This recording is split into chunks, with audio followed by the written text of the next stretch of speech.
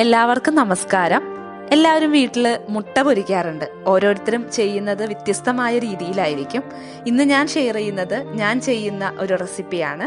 ഇത് ഇഷ്ടാവുകയാണെങ്കിൽ അടുത്ത തവണ എല്ലാവരും തീർച്ചയായിട്ടും ഈ ഒരു രീതിയിൽ ട്രൈ ചെയ്ത് നോക്കണം. ഇത് വളരെ ടേസ്റ്റിയാണ്. ഇനി നമുക്ക് സ്റ്റാർട്ട് ചെയ്യാം. അതിലേക്ക് നമ്മൾ 4 ചുവന്നുള്ളി, 3 വെളുത്തുള്ളി, ഒരു ചെറിയ കഷ്ണം ഇഞ്ചി, 2 തണ്ട് കറിവേപ്പില, ഇത്രയാണ് ചേർക്കുന്നത്. ഇതൊന്ന് നമുക്ക് ചതച്ചെടുക്കാം. അതിനുശേഷം 2 സവാളയാണ് ഞാൻ എടുത്തിരിക്കുന്നത്. അത് നീളത്തിലാണ് അരിയുന്നത്. ചെറുതായിട്ട് കട്ട് ചെയ്യാൻ ആഗ്രഹമുള്ളവരെ അതുപോലെ ചെയ്യാവുന്നതാണ്.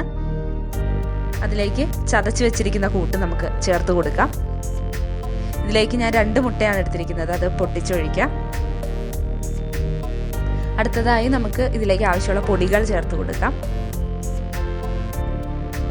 1/2 ടീസ്പൂൺ കുരുമുളക് പൊടി, 1/4 ടീസ്പൂൺ മഞ്ഞൾപ്പൊടി, 1/2 ടീസ്പൂൺ മുളക് പൊടി, 1/2 ടീസ്പൂൺ ഉപ്പ്, ഇത്രയാണ് ഞാൻ ചേർത്തിരിക്കുന്നത്. അതിലേക്ക് ആവശ്യത്തിന് വെളിച്ചെണ്ണ ഒഴിച്ച് ഒന്ന് മിക്സ് ചെയ്തെടുക്കാം. ഒത്തിരി നല്ലോണം ഇപ്പോൾ ഇളക്കി യോജിപ്പിക്കേണ്ട ആവശ്യമില്ല. ആദ്യം ജസ്റ്റ് ഒന്ന് നമുക്കിതെല്ലാം ഒന്ന് യോജിക്കുന്ന രീതിയിലൊന്ന് ഇളക്കി മിക്സ് ചെയ്യാം.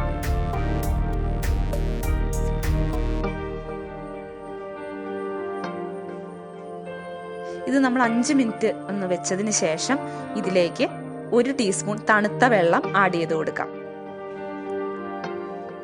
ഇനി ചെയ്യേണ്ടത് ഇത് നല്ലവണ്ണം ഒന്ന് ഇളക്കി യോജിപ്പിക്കണം. ആദ്യം ചെയ്തതുപോലെയല്ല. ഈ വെള്ളം ചേർത്തതിന് ശേഷം നല്ലോണം ഇളക്കി മിക്സ് ചെയ്ത് ഒരു 5 മിനിറ്റ് നമുക്ക് ഇതുപോലെ വെക്കാം.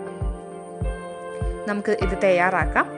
അതിലേക്ക് നമ്മളൊരു പാൻ എടുത്ത് ചൂടാക്കുക. അതിലേക്ക് ആവശ്യത്തിന് വെളിച്ചെണ്ണ ഒഴിക്കുക. വെളിച്ചെണ്ണ ചൂടായതിനു ശേഷം നമുക്ക് ആ മിക്സ് ഇതിലേക്ക് ഒഴിച്ചു കൊടുക്കാം. ഇനി നമ്മൾ ചെയ്യേണ്ടത് ഈ മിക്സ് എല്ലാ ഇടത്തും എത്തുന്നതിന് വേണ്ടിയിട്ട് നമുക്കൊരു സ്പൂൺ യൂസ് ചെയ്തിട്ട് ഈ ഒരു മിക്സ് നമുക്ക് എല്ലാ ഭാഗത്തേക്കും എത്തിച്ചു കൊടുക്കാം.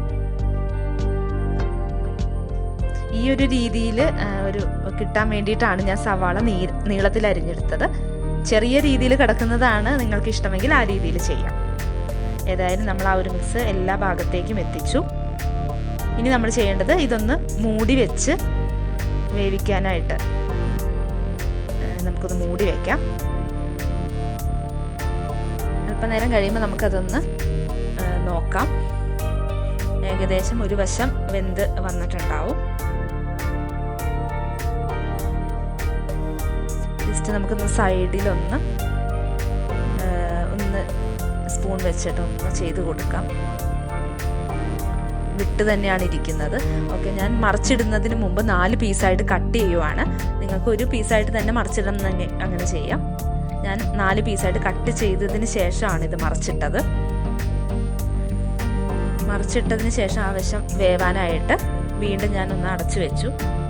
കുറച്ച് നേരം കഴിഞ്ഞപ്പോൾ മുട്ട പൊരിച്ചത് റെഡി ആയിട്ടുണ്ട്. 2 വശവും വെന്ത് കിട്ടിയിട്ടുണ്ട്. നല്ലൊരു റെസിപ്പിയാണ്, നല്ല ടേസ്റ്റിയാണ്. തീർച്ചയായിട്ടും അടുത്ത തവണ നിങ്ങൾ ഈ ഒരു റെസിപ്പി ട്രൈ ചെയ്ത് നോക്കണം.